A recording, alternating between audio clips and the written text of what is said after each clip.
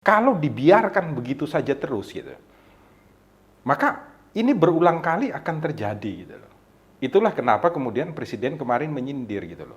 Jangan sampai Kapolres, Kapolda mengunjungi ormas-ormas atau sowan ke sana.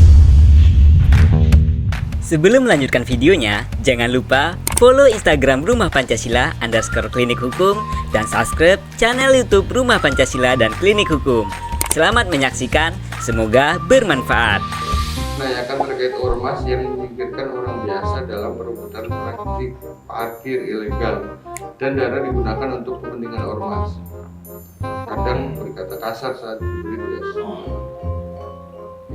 Iya, itu harus dihukum ya. Di dalam undang-undang ormas yang baru dibuat oleh Presiden ya, di dalam Perpu yang jadi undang-undang, saya lupa nomornya berapa itu, ada ancaman pidananya ya bagi anggota ormas itu 6 bulan penjara. Tambahan gitu ya, ditambah. Itu bukan tambahan, itu pidana pokok atau utama itu. Baru disebutkan di sana, tambahannya dipakai undang-undang lain yang umpamanya menyebutkan ketika pelanggarannya menyentuh peraturan-peraturan lain, actus reusnya peraturan lain, umpamanya penganiayaan yang berupa pemukulan atau mungkin perbuatan tidak menyenangkan dengan kekerasan fisik. Maka undang-undang pokok yang dipakai adalah di dalam undang-undang Perpu dulu, di Perpu yang jadi undang-undang tentang pembaruan terhadap undang-undang ormas, sanksi pidana, baru kemudian ditambahkan dengan pasal-pasal itu. Dan ini berlaku juga kepada pimpinannya loh, di dalam ormas itu, tidak main-main loh. Itu sudah diatur, sayangnya adalah peraturan ini juga tidak disosialisasikan oleh para pemimpin di kepolisian untuk kemudian disosialisasikan ke bawah sampai di polsek gitu loh. Sehingga polsek itu mengerti ketika melihat ada ormas di lapangan yang melakukan pelanggaran itu, langsung dilakukan upaya hukum supaya ke depan menjadi baik. Kalau dibiarkan begitu saja terus gitu, maka ini berulang kali akan terjadi gitu loh. Itulah kenapa kemudian Presiden kemarin menyindir gitu loh. Jangan sampai Kapolres, Kapolda mengunjungi ormas-ormas atau sowan ke sana, karena dengan maksud itu. Di dalam lapangan mereka diajak oleh institusi Polri untuk ikut mengayomi rakyat, melayani, melindungi, oke.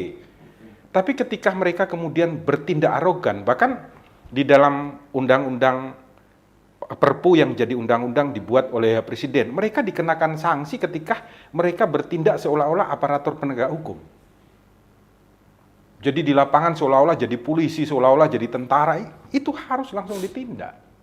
Dan ancaman pidananya 6 bulan. Tidak dilakukan. Kalau ini tidak dilakukan, mereka merasa bahwa saya tidak bisa disentuh. Saya hebat. Jadinya apa? Hukum rimba tadi. Saya paling kuat, saya paling hebat. Saya tidak mungkin diganggu, saya enaknya di jalan. Rakyat akhirnya apa? Memilih diam aja, bungkam, menghindari. Padahal kehadiran ormas itu sangat diperlukan. Menjadi jembatan antara kita dengan negara, menjadi jembatan untuk kemudian juga mengajak elemen-elemen lain dalam masyarakat yang lebih mampu untuk ikut bersama-sama membangun Indonesia menjadi lebih baik.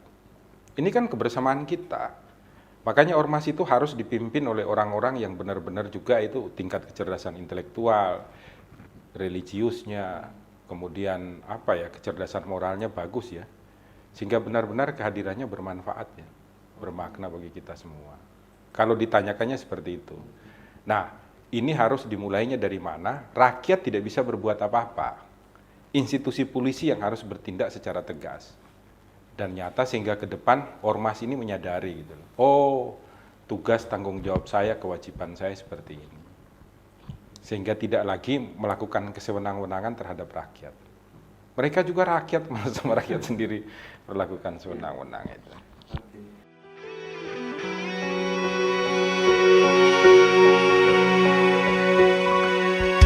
Melapangkan